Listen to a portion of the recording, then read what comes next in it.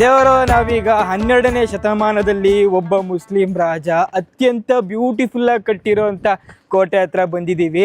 ಡಿಸ್ನಿಲೆಲ್ಲ ಬರ್ತಾ ಇತ್ತಲ್ಲ ಬ್ಯೂಟಿಫುಲ್ ಆಗಿರೋಂಥ ಕ್ಯಾಸಲ್ಲು, ಆ ಥರ ಕ್ಯಾಸಲ್ ಇದು. ಆದರೆ ಆತಂಕವಾದಿಗಳು ಇದನ್ನ ಹಾಳು ಮಾಡಿ ಅಣ್ಣೆ ಕಲ್ಲು ಇಟ್ಬಿಟ್ಟವ್ರೆ. ಅದು ಏನು ಮಾಡವ್ರೆ ನೋಡೋಣ ಬನ್ನಿ.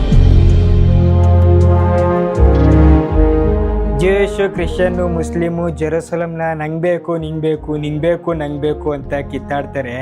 ಈ ಕಿತ್ತಾಟ 12ನೇ ಶತಮಾನದಲ್ಲಿ ಸಿಕ್ಕಾಪಟ್ಟೆ ಜಾಸ್ತಿ ಇತ್ತು. ಯುರೋಪಲ್ಲಿದ್ದಂಥ ಕ್ರಿಶ್ಚಿಯನ್ಸರು ಅರಬ್ರ ಮೇಲೆ ದಾಳಿ ಮಾಡ್ತಾ ಇದ್ರು. ಆ ದಾಳಿಯಿಂದ ಬಚಾವಾಗಕ್ಕೆ ಮುಸ್ಲಿಂ ರಾಜ ಈ ಕೋಟೆನ ಕಟ್ಟಿದ್ರು.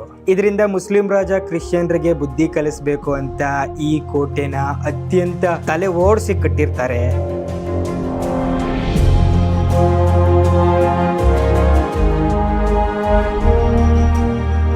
ಆದರೆ ಕ್ರಿಶ್ಚಿಯನ್ಸರು ಈ ಕೋಟೆ ಮೇಲೆ ದಾಳಿ ಮಾಡಲಿಲ್ಲ. ರಾಜ ಕ್ರಿಶ್ಚಿಯನ್ರಿಗೆ ಬುದ್ಧಿ ಕಲ್ಸಕ್ಕಾಗಲೇ ಇಲ್ಲ. ದೇವರು ಇಡೀ ಜಗತ್ತಲ್ಲಿ ಭಾರತದ ರಾಜರುಗಳು ಮಾತ್ರ ಬೇರೆ ದೇಶಕ್ಕೆ ಹೋಗ್ಬಿಟ್ಟು ಅವರ ಧರ್ಮನ ಇನ್ಫ್ಲುಯೆನ್ಸ್ ಮಾಡಲಿಲ್ಲ ಅಂತ ಅನ್ಸುತ್ತೆ. ಅದ್ ಬಿಟ್ರೆ ಇನ್ ಎಲ್ಲರೂ ಅವ್ರ ಧರ್ಮನ ಇನ್ಫ್ಲುಯೆನ್ಸ್ ಮಾಡಿದ್ದೆ. ಅರಬ್ರು ಬೇರೆ ದೇಶಗಳನ್ನ ಕ್ಯಾಪ್ಚರ್ ಮಾಡ್ಕೊಂಡು ಅವರ ಧರ್ಮನ ಇನ್ಫ್ಲುಯೆನ್ಸ್ ಮಾಡಕ್ಕೆ, ಯುರೋಪ್ ಅಲ್ಲಿ ಇರೋಂತ ಕ್ರಿಶ್ಚಿಯನ್ರು ಬೇರೆ ದೇಶಗಳನ್ನ ಕ್ಯಾಪ್ಚರ್ ಮಾಡ್ಕೊಂಡು ಅವ್ರ ಧರ್ಮನ ಇನ್ಫ್ಲುಯೆನ್ಸ್ ಮಾಡಕ್ಕೆ. ಹಂಗೆ 11ನೇ ಶತಮಾನದಲ್ಲಿ ಯುರೋಪ್ ಇಂದ ಬಂದಂತ ಕ್ರಿಶ್ಚಿಯನ್ಸ್ರು ಈ ಭವ್ಯವಾದಂತ ಪ್ಯಾಲೇಸ್ ನ ಕಟ್ಬಿಟ್ಟವ್ರೆ.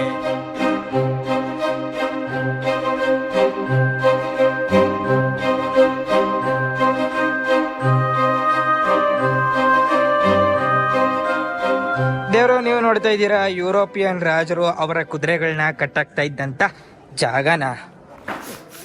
ಕುದುರೆ ವಾಸನೆ ಇವಾಗ್ಲೂ ಬರ್ತಾ ಇದ್ದಂಗೆ.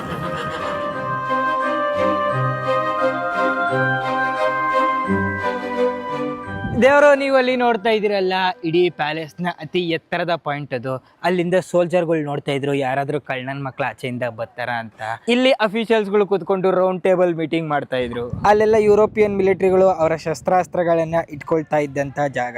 ದೇವರು ನಮ್ ದೇಶನ ರಾಜಾರಾಣಿ ಆಳ್ದಂಗೆ ಈ ಸಿರಿಯಾದ ರಾಜಾರಾಣಿ ಅವತ್ತು ಆಳ್ಲೇ ಇಲ್ಲ. ಇಲ್ಲಿ ಮುಂಚೆ ಯುರೋಪಿಯನ್ರು ಬಂದ್ರು, ಅದಾದ್ಮೇಲೆ ಟರ್ಕರು ಬಂದ್ರು. ಟರ್ಕರು 400 ವರ್ಷಗಳ ಕಾಲ ಆಳಿದ್ರು. ಅದಾದ್ಮೇಲೆ ಫ್ರೆಂಚರು ಬಂದ್ರು.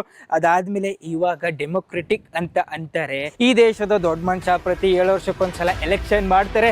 ಟ್ವಿಸ್ಟ್ ಏನು ಅಂತಂದ್ರೆ ಇಲ್ಲಿನ ಜನಗಳಿಗೆ ಎಲೆಕ್ಷನ್ ಆಗಕ್ಕಿಂತ ಮುಂಚೆನೆ ಗೊತ್ತಾಗೋಗ್ಬಿಡ್ತದೆ ಯಾರು ಗೆಲ್ತಾರೆ ಅಂತ.